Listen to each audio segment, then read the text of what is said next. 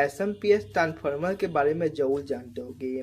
तो SMPS transformer के बारे में आज की इस वीडियो में आपको पूरी जानकारी देने वाला हूँ कि ये क्या होता है, कैसे काम करता है, क्या काम करता है।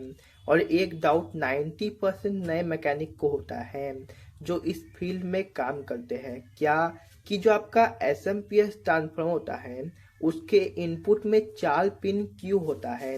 क्योंकि जो आपका नॉर्मल ट्रांसफार्मर होता है, स्टेप अप या स्टेप डाउन ट्रांसफार्मर, उसके इनपुट में सिर्फ आपको 2 वायर देखने को मिलता है। तो चलिए वीडियो को स्टार्ट करते हैं। फ्रेंड, मैं आपको सबसे पहले बता दूं जो आपका एसएमपीएस ट्रांसफार्मर होता है वो काम क्या करता है। तो फ्रेंड, एसएमपीएस ट्रांसफार्मर भी आपका नॉर्मल ट्रांसफार्मर की तरह वर्क करता है, लेकिन इसका काम करने का तरीका थोड़ा अलग होता है। क्या होता है मैं आपको आगे बता दूंगा। पहले आपको बताए थे कि एसएमपीएस ट्रांसफार्मर करता क्या है। अब जैसे हमारा ये सप्लाई है SMPS supply, switching mode power supply, तो ये क्या करेगा, जैसे यहाँ से वोल्टेज गया जब आईसी से होके, तो ये आपके वोल्टेज को स्टेप डाउन करेगा। ये भी आपका नॉर्मल ही काम करता है, बस काम करने का तरीका अलग होता है। काम वही होता है, स्टेप डाउन करना। जैसे यहाँ 220 वोल्ट आ रहा है तो 220 वोल्ट को आपका 5 वोल्ट, 12 वोल्ट, 24 वोल्ट, जितना वोल्ट आपको चाहिए। जैसे आपका ये डीटीएच का सप्लाई है तो इसमें 3 से 4 तरह का वोल्ट होता है। कितना कितना 12 वोल्ट, 16 वोल्ट, 21 वोल्ट, 3.3 वोल्ट। तो अलग अलग वोल्ट निकालने के इसके अलग अलग पिन दिया जाता है, लेकिन सबका काम एक ही होता है। जैसे पेंट एक सीआरटी टीवी का आपका एसएम ट्रांसफार्मर है, ये आपका इनपुट में 4 पिन है, आउटपुट में आपका 2, 2, 4, 2, 6, 1, 7 पिन है। क्यों? क्योंकि आपका आउटपुट में 4 तरह का वोल्टेज होता है। अब फिर सबसे पहले आपको बताते हैं कि कैसे पता करना है कि जो आपका एसएम ट्रांसफार्मर है कौन सा पिन इनपुट है, कौन सा आउटपुट, मतलब प्राइमरी और सेकेंडरी में कैसे अंतर करना है। तो देखिए, ये करना बहुत आसान है। सबसे पहले आपको उस ट्रांसफार्मर हल्का दिक्कत हो सकता है इसमें आपका दोनों तरफ 4 पिन है, लेकिन फ्रेंड अगर आपका जिस तरफ 4 पिन है वो आपका इनपुट होता है।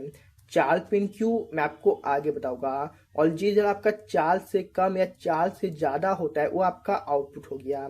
अगर फ्रेंड आपका दोनों तरफ 4 पिन है तो उसको आपको मल्टीमीटर देख के पता करना पड़ेगा। तो फ्रेंड देखिए, मैं आपको बताता हूँ एसएमपीएस का काम आप समझ गए। अब कैसे काम करता है वो आपको बताते हैं। तो फ्रेंड जैसे जो आपका एसएमपीएस ट्रांसफर होता है उसके इनपुट में 4 पिन होता है। अभी फिलहाल हम 2 पिन का काम यूज समझते हैं, उसके बाद आपको बताएगा कि 2 पिन क्यों होता है।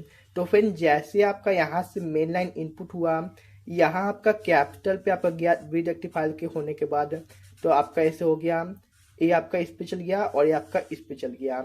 अब फिर जो आपका पॉजिटिव और निगेटिव है, तो जो आपका पॉजिटिव वोल्ट है एक आपका डायरेक्ट आपके ट्रांसफार्मर पे चल जाएगा, और जो आपका एक पिन है वो आपकी आईसी से होके आपके ट्रांसफार्मर पे जाता है। जैसे जो आपका निगेटिव वाला पॉइंट है आपकी आईसी से होके आपके ट्रांसफार्मर पे जाएगा, तब आपका ट्रांसफार्मर वोल्टेज को स्टेप डाउन करेगा। अगर फ्रेंड आप डायरेक्ट यहाँ 220 वोल्ट डीसी दीजिएगा तो आपका ट्रांसफार्मर काम नहीं करेगा। क्यों नहीं करेगा?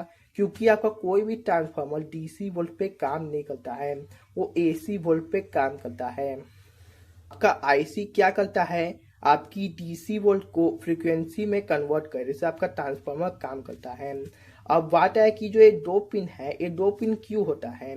तो फिर ये 2 पिन का आपका नाम है आपका, जैसे इसमें ये आपका इनपुट हो गया प्राइमरी वाइंडिंग, एक आपका जो आउटपुट होगा वो आपका सेकेंडरी वाइंडिंग हो जाएगा। ये आपका प्राइमरी, ये सेकेंडरी, और जो ये 2 पिन आपको दिख रहा है ये आपका ऑक्सिलरी वाइंडिंग होता है।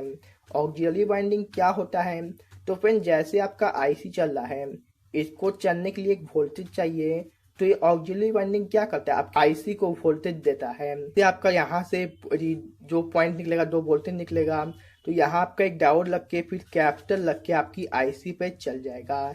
जैसे मैं आपको दिखाता हूँ, ये देखिए आपकी ऑक्सिलरी वाइंडिंग का एक कैपिटल है। अगर मैं इसका पिन को ट्रैक करूँ तो देखिए एक पिन आपकी इस आईसी पे गया, एक पिन इस आईसी पे है। अगर इसकी पिन को ट्रैक कर तो देखिए यहाँ से होके डायोड तो यहाँ से यहाँ गया है, और ये आपका दूसरा पिन है।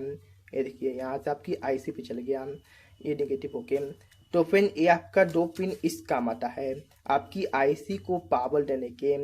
अगर आपका एसएमपीएस कभी भी खराब हो जाता है तो आपको कैसे पता करना है, ये चीज़ बहुत से लोग पूछते हैं। तो फ्रेंड आपको क्या करना है, आपको मल्टीमीटर को क्वांटिटी मोड पे लगाना है। उसके बाद जो आपका प्राइमरी पिन है और जो सेकेंडरी पिन है उन दोनों के बीच में आपको रीडिंग चेक करना है। इसके बीच में हल्का भी आपको रीडिंग देखने को मिलता है तो आपका एसएमपीएस ट्रांसफार्मर खराब हो चुका है। और साथ में फ्रेंड आपस में आपको रीडिंग चेक करना है, आपस में रीडिंग आना चाहिए। जैसे ए 2 पिन पे आना चाहिए और 2 पिन पे आना चाहिए, लेकिन इस पर से इस पे नहीं आना चाहिए। जैसे मैं आपको लाइव प्रैक्टिकल करके दिखाता हूँ। जैसे मैंने इसको कॉन्टिन्यूटी मोड पे लगा लिया, ये देखिए ठीक है। मैं फोकस कर लेता हूँ। अब जैसे मैं 2 पिन को चेक करता हूँ तो देखिए इस पे रीडिंग नहीं आ रहा है। अब इसके आगे चेक करेंगे, देखिए इस पर से इस पे आ रहा है। अब इस पे चेक करेंगे दोनों पिन पे, तो देखिए ये 2 पिन एक साथ है, ये दोनों पिन एक साथ हैं। तो इस चीज़ का आपको पता करना पड़ेगा कौन सा पिन आपका इनपुट है, कौन सा आपका ऑक्सिलरी पिन है। तो फ्रेंड अगर आप इसके ऊपर भी वीडियो चाहते हैं तो आप मुझे कमेंट कर सकते हैं, इस पर भी मैं फुल डिटेल वीडियो डाल दूंगा। इसमें अगर बताऊंगा तो वीडियो लंबा हो जाएगा। तो फ्रेंड बस जो आपका एसएमपीएस ट्रांसफॉर्मर होता है कुछ इस तरह से ही काम करता है। जो आपका नॉर्मल ट्रांसफॉर्मर होता है वो भी ऐसे ही काम करता है। बस इसमें क्या किया जाता है, डायरेक्ट आपको यहाँ से डीसी वोल्ट नहीं दिया जाता है, बीच में ट्रांजिस्टर आईसी या मोसफेट लगा के आपके वोल्टेज में फ्रीक्वेंसी जनरेट किया जाता है, जिससे आपके एसएम ट्रांसफार्मर को एसी वोल्ट मिलता है। फिर आउटपुट में जो वोल्टेज निकलता है उसके आपने देखा होगा कि यहाँ फास्ट रिकवरी डायोड लगा होता है। क्यों लगा होता है, तो ये आपकी एसी वोल्ट को डीसी में कन्वर्ट करता है। क्योंकि फ्रेंड जो आपके एसएमपीएस ट्रांसफार्मर से वोल्टेज निकलता है वो तो ना प्योर डीसी होता है ना प्योर एसी होता है, मिक्स होता है। इसलिए डायोड की मदद से आपके वोल्टेज को प्योर डीसी में कन्वर्ट किया जाता है। तो फ्रेंड मुझे आशा है कि आप समझ गए को ट्रांसफार्मर कैसे काम करता है, क्या काम करता है।